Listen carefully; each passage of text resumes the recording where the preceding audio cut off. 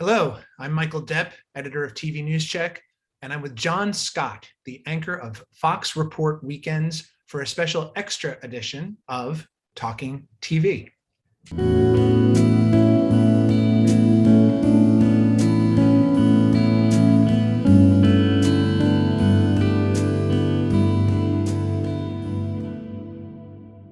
Talking TV is made possible by Making the Media, a podcast from Avid exploring the forces that shape the media, news, and entertainment business.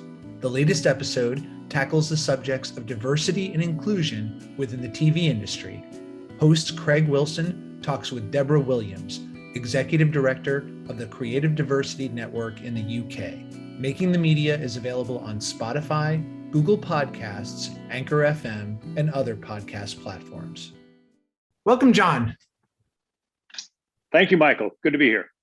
Well, you are celebrating 25 years at a network which is also celebrating itself 25 years this week. So congratulations on your long tenure with Fox News.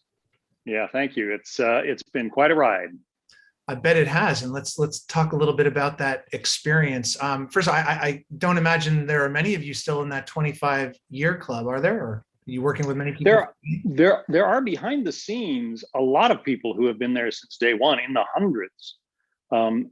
As far as on-air people, there are a handful of us. Neil Cavuto obviously was there on day one. Lauren Green was there on day one.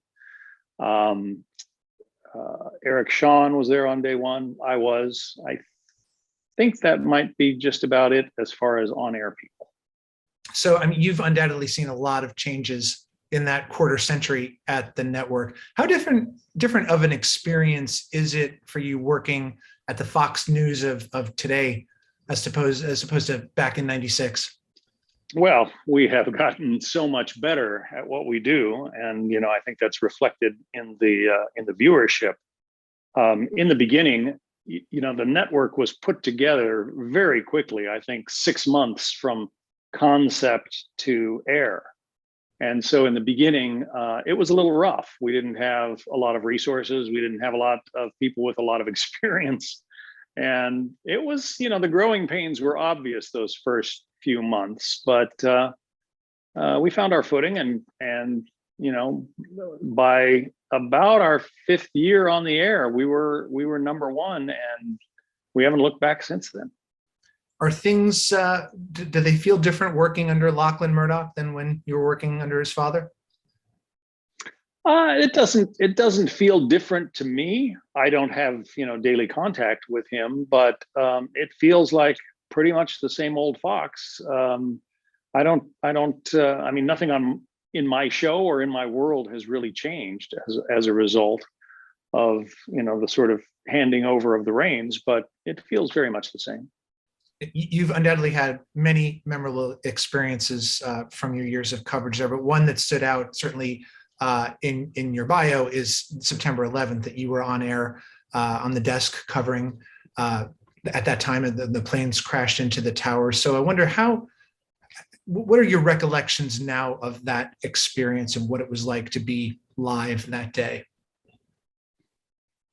Well, so much of it is seared into my memory, and it was an awful day, probably the worst any of us had ever seen. The first plane hit the tower. The initial reports we were getting was that it was a light plane, a small plane. And as soon as you saw the smoking hole in the tower, you knew that wasn't correct, but we were also told it was probably an accident. And I was on the air with a guy who is a former National Transportation Safety Board investigator, and he was telling me all of the reasons that this was probably an accident, that pilots get overloaded, that they get blinded by the sun, that they punch the wrong coordinates into their computers. And then the second plane hit. And that's when I knew it was a deliberate attack, and I said so. And I mentioned the name of Osama bin Laden a few seconds after the second plane hit. And then I realized it was probably too soon, too early to be speculating about who might have been responsible. But it was it was just an agonizing day. I think I kept my composure. I'm a pretty easygoing guy anyway, and I kept my composure throughout because I knew that if I got hysterical or upset, it wasn't going to help anybody understand what was going on. And so I tried to keep my cool, and I think I did a good job of that. That's the best I can say, but it is something that I will never forget. It's a moment in my career, and I suppose probably the most important moment in terms of what I was covering. How did that impact your career going forward in the way you approached your job? Well, I don't know that it impacted it a great deal, except that, I guess I think about what I was going to be talking about that day. Somebody had written a book on the death penalty, and I was going to interview that author. There was a musician who was releasing a new album or, making a comeback tour. I was going to be speaking to him. From then on, the kinds of stories we were doing for the next year, at least, were all about, what happened on 9/11 on ground, at ground zero, the search for bin Laden. I mean, the tone of the stories we were doing took a very sharp turn immediately. And, all of a sudden, America didn't feel like a safe place anymore. We hadn't been attacked on our shores really ever before. I mean, there were a couple of minor incidents in World War II, but that was it. We'd always been an island of safety, a continent of safety. And all of a sudden we had been attacked, and it really changed a lot of people's feelings, I think, and it changed the way we covered the stories that were out there. Well, let's talk about Fox News itself. 25 years is quite a milestone, and there is no doubt about it that Fox crushes its competition in the ratings. I mean, the average primetime audience is almost 2.4 million viewers, finishes first in the 25 to 54 demos, and as I read, 79 straight quarters as the most watched network in cable news. So what do you put the success down to? Are the opinion hosts wholly the engine that's powering this thing? No, I don't think so. I think we cover stories in a way that the other networks don't. I spent some time at NBC, and I think that, I'm originally from Denver. I'm kind of from the middle of the country, and a lot of our anchors and hosts are. I think at the other networks, you get this sort of East Coast mindset that says that the only thing important happening in the world is happening in New York City or Washington, D.C. And we got away from that. We, do a lot more stories about, people in the heartland, and we do stories in a way that I think reflects the values of the heartland. The so-called flyover country was very much ignored, I think, by all of the networks prior to the arrival of Fox. And that's one of the reasons, maybe the biggest reason, that I think we've been so successful over the years. Well, there is a dramatic disjuncture between the network's news operation and the opinion shows. And I wonder, as somebody on the news side, and for those of us curious about how that culture works internally, I mean, what is your relationship, both your personal relationship with folks on the opinion side, but also the way that the network functions in terms of its permeability or lack thereof? Well, there are two separate worlds, and I don't watch Tucker Carlson to see how I should report the news. I watch him. I think he's very smart and interesting. I don't always agree with him, but there is no edict that says we have to cover the news, according to the way Tucker or Sean or Laura or anybody sees it. We try to play it very straight, and that's what I've done for 25 years. I try to be very neutral, and I try to ask questions that I think are simple and short and thought-provoking, and let the guest answer, and let the let the best idea win. And we are so polarized in this country right now. And it saddens me, but I think that people get so attached to one political philosophy or one idea that they can't possibly pardon me, they can't possibly consider that another way might be better or another answer could be employed. And that's what I would like to see happen, as a result of the kind of coverage that I do. I don't particularly get too political, I don't think, in my coverage. And I have to apologize for the massive calamity of construction noise going on outside. But on the subject of polarization, I mean, many people would say that the Foxes, the CNNs, the MSNBCs are the echo chambers of that kind of polarization, that it fosters that polarization, particularly in primetime news, where you really can't go into cable without finding ideology, whichever way you turn. I mean, so what do you say to that? Is that your organization is one of the prime causes of that polarization? I disagree. I think that Fox gave voice to people who didn't see in the news that they were watching. They didn't see their own opinions covered, and I think Fox has given a voice to those people and showed them that they're not necessarily alone. There was a statistic. I was giving a speech once fairly early in our tenure. I'm going to say maybe 8 or 10 years in. We had already reached number one at that point, but I took a look at the statistics, and I don't know if this is true today, but at the time, Fox had the most balanced audience of any of the 3 big cable networks in terms of political opinions. We were about 20%, viewership who considered themselves liberal or Democrat. We were about 40%, I think, Republican or conservative, and then the other 40% or so fell somewhere in the middle. And the numbers were way more balanced than they were at the other 2 networks. So, the notion that Fox is a conservative network is not entirely true. I mean, the viewership doesn't skew as far right as a lot of people think. No, I mean, according to Pew, there are more rightward. The more rightward Americans lean to the more rightward networks from Fox, Breitbart, et cetera. But also, I mean, to look at some fairly recent numbers from Pew, 4 in 10 Americans say they trust Fox News. Nearly the same number say that they distrust it. Republicans trust it more than any other outlet. Democrats distrust it more than any other outlet. What do you, as an anchor, take away from those numbers? Well, I don't get particularly upset about them. I mean, I think that we do a very good job of covering the news honestly and fairly. We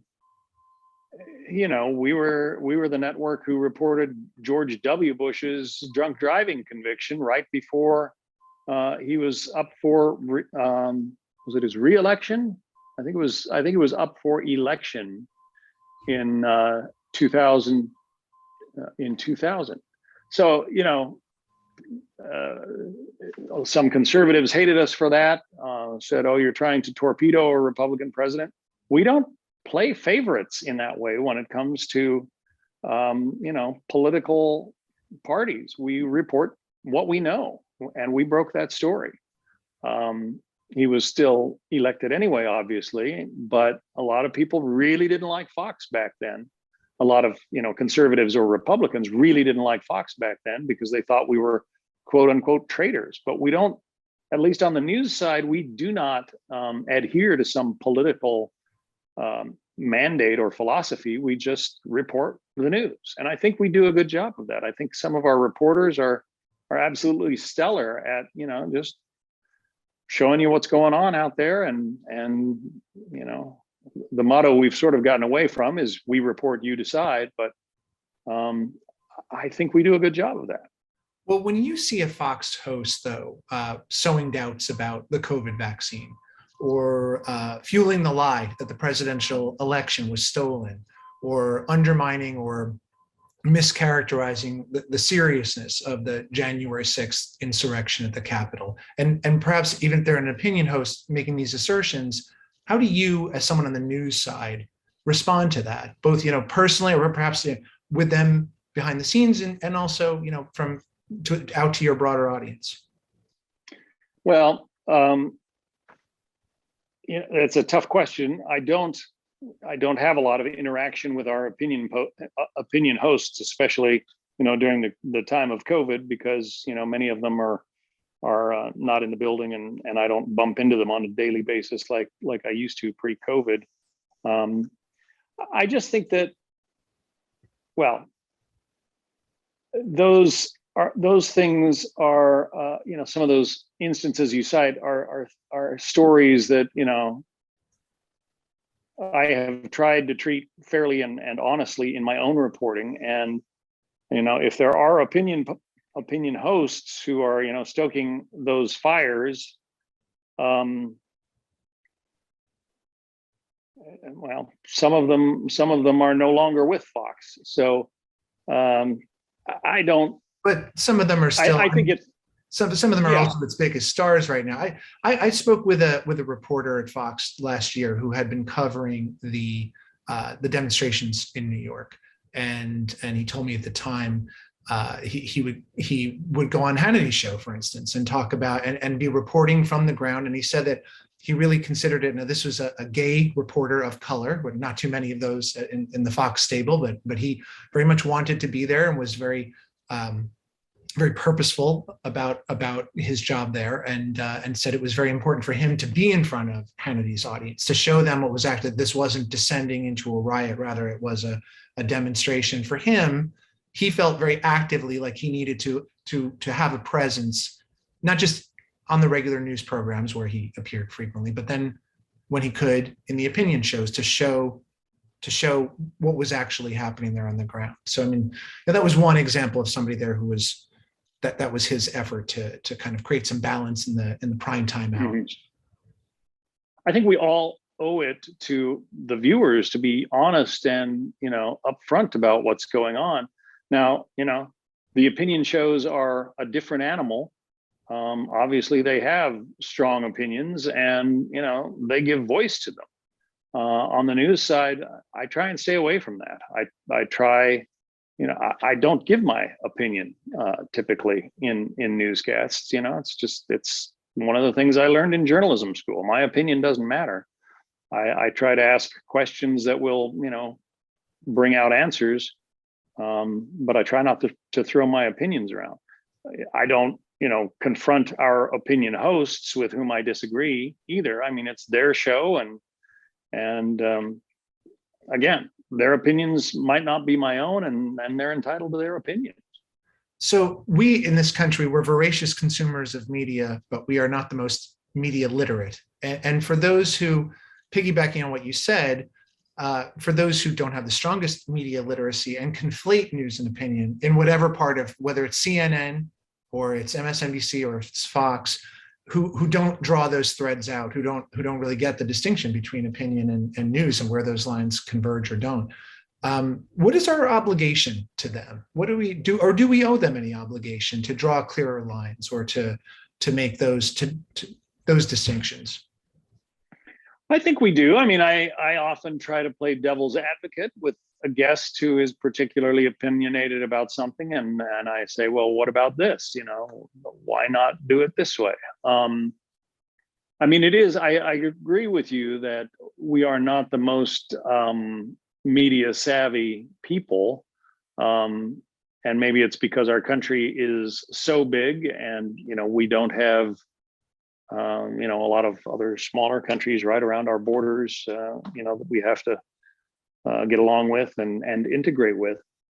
But I think it's incumbent upon all of us in journalism to try to tell both sides of the story, or all sides of a story, as best we can. But it's also true that a lot of lies, or a lot of perceptions, I guess, go unchallenged, I think, at some of the other networks. This whatever story is on the front page of the New York Times or the Washington Post above, the fold, that's what's going to lead nightly news, or, the nightly newscasts on the big three networks that night. There is a lot of groupthink in journalism, and I think that Fox has helped people get away from that. I want to ask you about safety, just briefly. That's also an issue. A lot of journalists from all kinds of networks and outlets have been in the crosshairs, both getting threats personally via email, or getting them when they're on the scene. Some media outlets are disguising who they actually work for when they go out in the field because they worry about safety. Have you seen, in your own trajectory of your career there, have you seen that problem, or have you experienced any problems related to safety that personally? Not personally. I mean, there have been, a couple of, I've had a couple of people who have had words with me on the street, but I don't know, maybe I'm 6 feet and 200 pounds. And I suppose a lot of people, don't want to take me on. If I've ever had anybody confront me because of a story I've done or a position, that they thought I had taken, I just don't get worried about it. So, Jon, let me just ask you lastly, 25 years behind you now at the network, what do you want to see Fox kind of as it moves forward? What are your hopes for the organization? Where do you want to see it evolve? It's there are people who get paid a lot more than I do who are responsible for running the network, and I don't get too involved in that kind of thing, but I just hope that our success doesn't go to our head, and that we, continue to cover the kinds of stories we've been covering, and not to forget, that this American experience is unique and very, very young and very fragile. And I'm concerned about the polarization that's out there right now. I'm also concerned about world affairs. I think China is getting incredibly aggressive, and I fear that within the next, 5 years, we're going to see some, we're going to see an attack on Taiwan, or something worse than that. And I hope it doesn't take something like that to bring us all back to where we were on 9/12 of 01, where all of a sudden we remembered we're all Americans, and that's what I, want to see. I want to see us continue to cover the kinds of stories that have made us number one, and not to rest on our laurels about being number one. Okay, well, Jon Scott, congratulations to you, and 25 years at Fox News, celebrating itself 25 years this week. Thank you. Michael, thank you. Cheers. A new episode of Talking TV is available most Fridays on TVNewsCheck.com. You can also listen and subscribe on YouTube, Apple Podcast, Google Podcast, and Spotify.